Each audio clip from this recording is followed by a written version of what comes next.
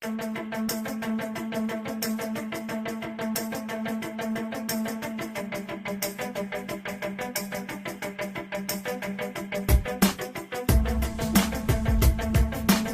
عليكم ومرحبا بكم في قناة المراق الإخبارية.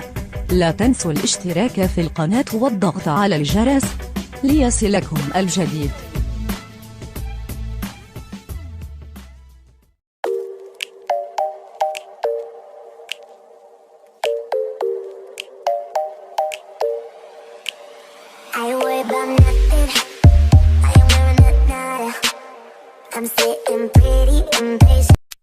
أنهى الفنان الشعبي عبد الله الداودي اليوم السبت العقد الذي كان يربطه بوكيلة أعماله عن طريق مفوض قضاء فرنسي وبقوة القانون.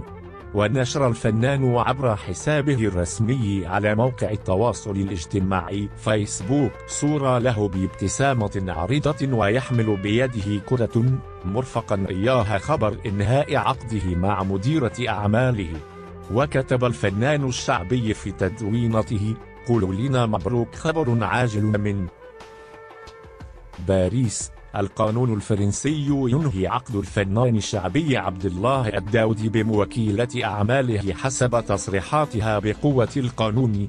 وأضاف في نفس التدوينة: مباشرة من باريس، حيث تمكن الفنان الشعبي عبد الله الداودي هذا اليوم من إنهاء العقد الذي كان يربطه بموكيلة أعماله، ليس بالاتفاق بين الطرفين وليس تنازل من الفنان الداودي أو تقديم مبلغ مالي في المقابل إنهاء العقد، ولكن تم إنهاء العقد بقوة القانون. ونعيدها مرة ثانية: إنهاء العقد عن طريق مفوض قضاء فرنسي وبقوة القانون.